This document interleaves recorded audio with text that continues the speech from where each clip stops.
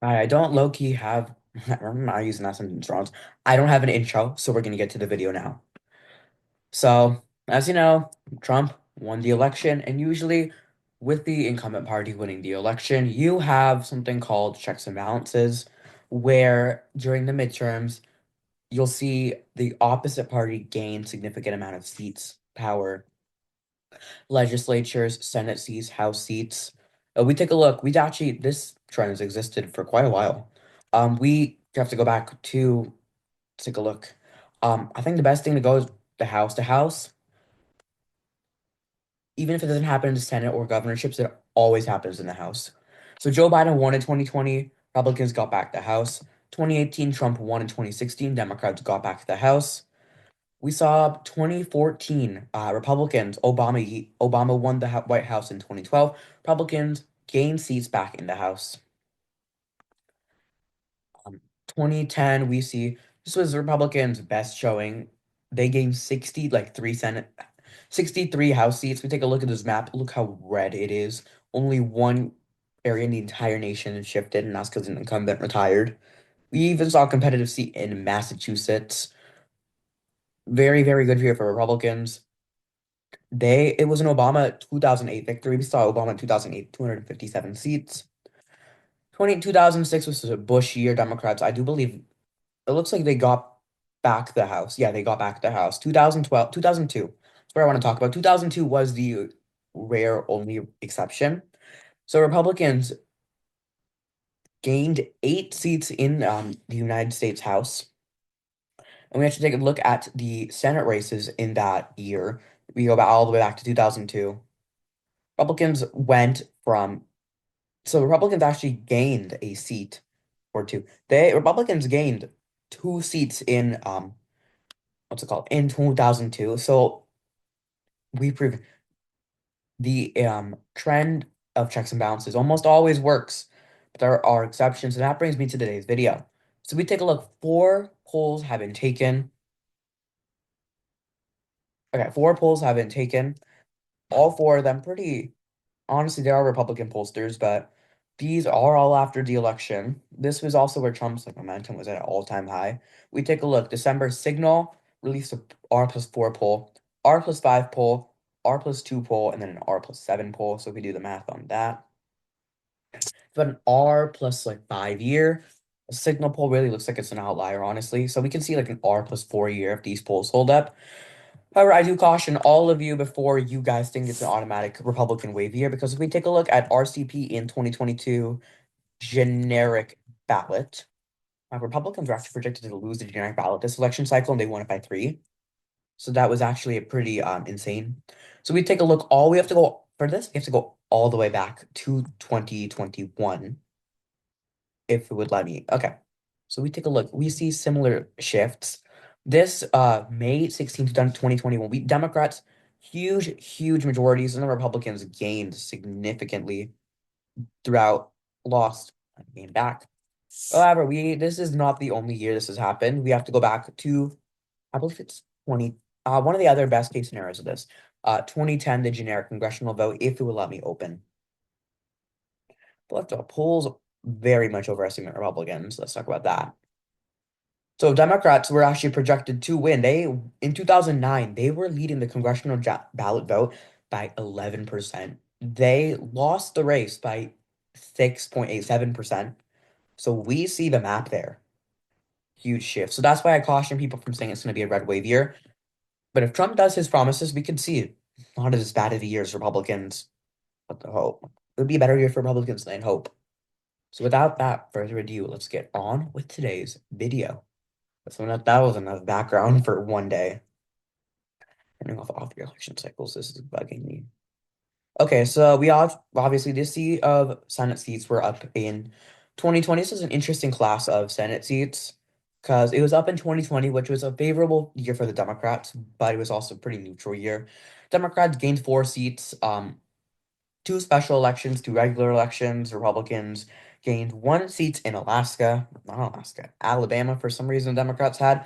But even before that, in 2014, Republicans had an even better year. They got back the Senate. Take a look at this, 55 to 46. This was a 9-seat shift away from the Democratic Party. 8-9 seat shift. I saw states like Virginia, New Hampshire, all these seats are up. Bunch of flips towards the Republicans. We saw especially in Colorado. That proved it was a very good year for Republicans. But then the year before that, 2010, back before that, 2008, Republicans. So we saw Republicans lost a lot of seats. So it went from 51 to actually it was 60 because Arlen Specter shifted that he became a Democrat. So we see, obviously, Oregon was expected. Alaska shipped to Mark Begich, not Nick Begich. Franken beat Coleman. Coleman. We saw Kay Hagan beat Elizabeth Dole. We saw Virginia go to Warner by 31%. And then we saw Gene Shahid beat John Sununu, I believe it was John Sununu, Chris Sununu's father. So we see this is a very interesting class of Senate seats. Let's just say this video is going to be what if Republicans do end up getting their red wave year after all. This is a 2000 year, maybe 2002. So now let's take a look at the map. We can take a look at some of these states. I think really only the only safe states would be Massachusetts. Take a look. Honestly, the most competitive thing is the primary. In 2020, we saw there was a very competitive primary. We had Joe Kennedy, the grandson of the former Attorney General and former Senator Robert F. Kennedy. The Kennedy line, I swear, it's so very, very intensive. We take a look, final results. I don't know why I'm talking about this. It was a decent margin. So we saw Ed Markey did win re-election. So we're gonna need to take a look at the map. Realistically speaking, this maybe Rhode Island in a good year. It- Even then, Jack Reed has Jack Reed's a very popular incumbent. Let's just say that. However, do I think it'll be safe? He's very popular. I said that like 20 times. Jack Reed, pretty. Okay, well that's enough. How about I think Massachusetts will be the only safe state. Rhode Island's gonna be pretty competitive though. For Republicans, their safe states, bear with me, it's gonna be Alaska, Idaho, Montana, Wyoming, South Dakota, Nebraska, Kansas, Oklahoma, Arkansas, Louisiana, Mississippi, Alabama, Tennessee, Kentucky, South Carolina, West Virginia, and really I hesitated on some of these states. Florida, I'm gonna move Florida. I am even in a blue wave here. I can see Florida being safe. Ashley Moody. She's a very good candidate. DeSantis did a good job appointing her. She's a very popular attorney general in Florida. And do I want to add any other state in the safe column? You could argue Iowa could be a safe state. If in let's just say this is like an R plus 5 year. I think in an R plus 5 year, I think states like Ohio could also be safe, and then also Texas. It's probably not going to happen. It's not as likely. But first of all, he won by 9.6. We outperformed Donald Trump. So if he outperforms Donald Trump, we see first of all, MJ Hagar. She did not do very good in the Rio Grande region either. So we've seen like these shifts towards Republicans. They're probably going to happen for years to come. She actually did outperform Donald. John Cornyn did actually win the 15th district, which Donald Trump actually lost all three of these districts, which is pretty interesting if you think about it. I think Cornyn, he is considered a rhino, but you might need a rhino in Texas. I'm just saying. And that already gives Republicans 51 seats. Ohio's interesting because it was an 11-point margin. But if Bernie Moreno could defeat Sherrod Brown, I think that's did in a very good year for Republicans because the thing with Ohio is Republicans have won by very large margins in Senate races in Ohio. We take a look at JD Vance's old seat, even though he only won by 6.1, which is considered a very bad performance. 2016, so Rob Portman defeated Ted Strickland, who was the former governor, by a significant margin. Only lost 3 congressional seats. So yeah, we take a look here. He even went without the Tea Party candidate. So you see that. And then for let's do likely Democratic states, I think they're going to be Oregon, Illinois, What else? Rhode Island. I hesitate on Rhode Island. Um, Delaware. I think that's it. All these states are pretty marginal. Delaware, let's see, Delaware and Oregon are not surprising. There were 17, and this was a 21-point victory out of Delaware. Kamala Harris only won the state by about 14%. Democrats' governorship only won the state by about, they won the state for comparison. Delaware voted to the right of North Carolina in the governor's race. Could have just been because, what's his name? The guy. Um, Mark Robinson, that's his name, was a very bad candidate, but I just think even though he won his race by 21.5. We would have seen an 8-point shift to the right. Let's just keep that in mind. An 8-point shift to the right in the generic ballot. Definitely enough to make this race close. So 39 to 51. Let's get on with Republican likely states. I think in this situation, Maine, I can honestly move Maine to safe. Actually, screw it. I'm gonna move Maine to safe. Collins won by 8.6. So if Collins can just do good in the state, honestly, this is a best. This is if Republicans get a wave here. Like, this is not my prediction at all. This is about 10 points to the right of my prediction. Let's just keep that in mind. I kept Maine in the safe column because you Democrats could run an independent candidate too, and that could actually cause the race to be pretty competitive. Or no, actually, it probably wouldn't make the race pretty competitive if she can just like 52%. Democrats split their vote. Let's just say another independent runs. It could happen. 15. And so this is looking a lot like 2014. This is the same map from 2014. Look how much red there is. Maine was 37 points for Susan Collins. Let's just keep that in mind for future reference. Cornyn won by 27 in Texas, which is insane. Yet somehow still lost the Rio Grande Valley. If he won by 27 now, I'm telling you, he is not winning these counties. He is winning the Rio Grande Valley. So we see 2014. I think Republican likely states. Let's just do Republican likely states. North Carolina, Georgia, and Michigan. Now, just remember, this is supposed to be a very, very good year for Republicans. First of all, David Perdue, he's not the same David Perdue as he once was now. And this is definitely a lot more of a blue. It's a bluer Georgia than it was back in 2014. So maybe I will move it down. But if black turnout, these three states have in common, black turnout makes a significant population and voter electorate. The black turnout can just go 5% down in the midterms, even though Democrats tend to be higher propensity voters. Still, with all of that kept in mind, I think we can mule these races. John James, if John James runs again, this Michigan race, and you might see an up ballot slash ballot effect from Michigan governor's race. North Carolina, Tom Tillis is not a very good candidate, especially if Roy Cooper runs, but I think that in this situation, a day primary out Tom Tillis and Adam with someone else, like a better candidate for Republicans. Thank God Mark Robinson is not running. If Mark Robinson had run, I think maybe Jeff Jackson, Roy Cooper, and Wiley Nickel in their own right would be very, very good candidates. But I just think in this situation, these three states could be likely states. And so that gives Republicans 55 seats.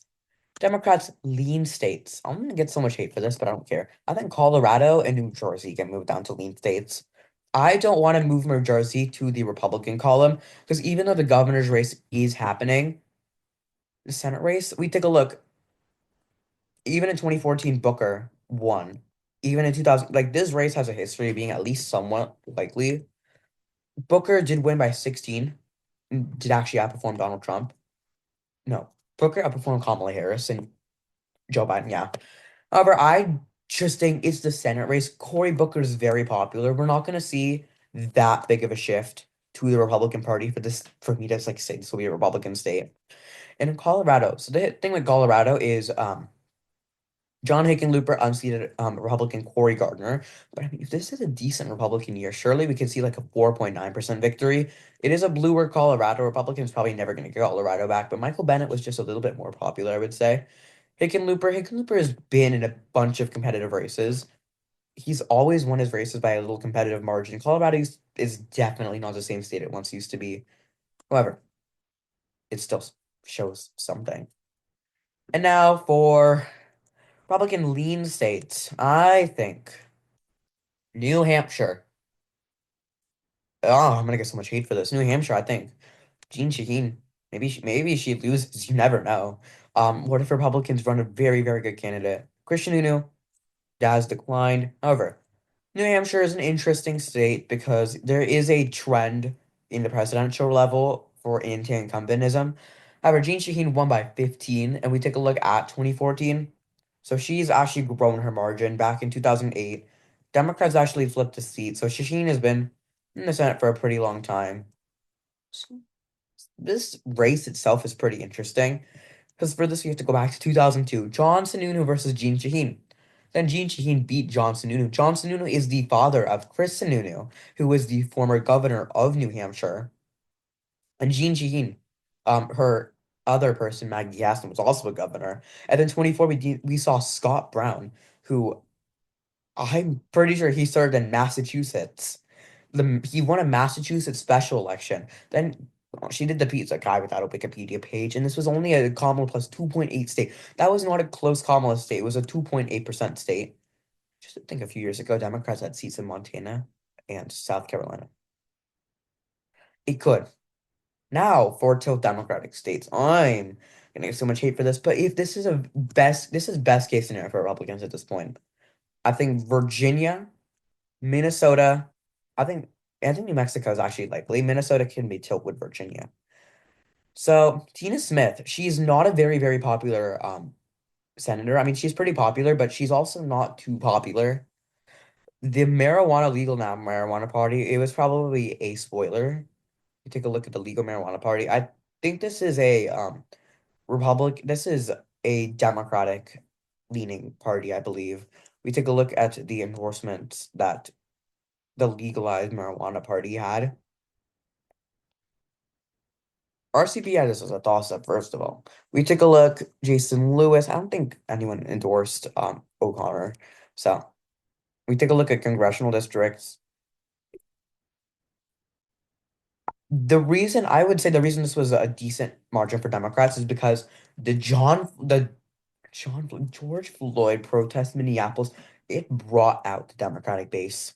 Brought it out. Dina Smith couldn't even crack 50% of the vote. If this is a Republican year, turnout drops. Republicans could probably carry Mitch. I argue this could be a likely lean Republican state.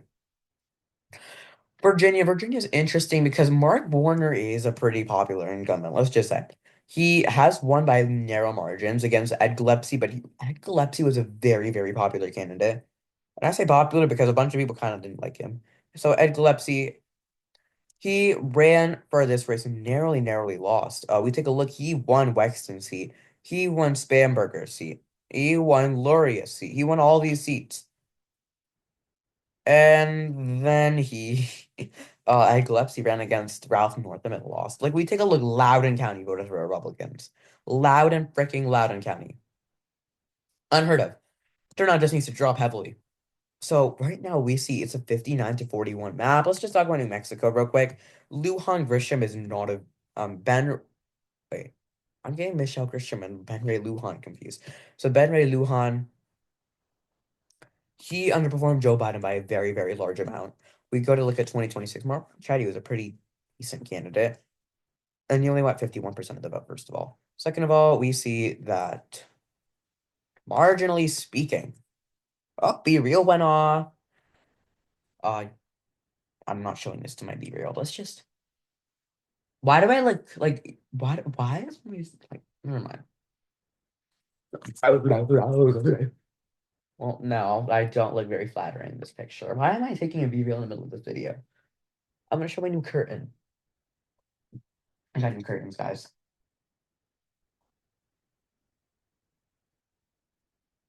Nope. I can't send that picture. Not a good picture. Just give me a few minutes.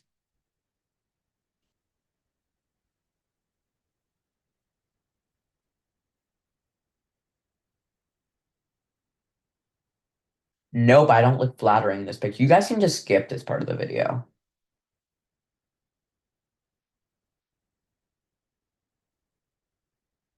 Perfect. Okay, back to the video. If turnout drops, I'm just saying Democrats do tend to vote out in the midterms, but I just think Trump Republicans probably won't come out. But that Republicans can nominate good candidates. We could see this race shape up to be pretty competitive.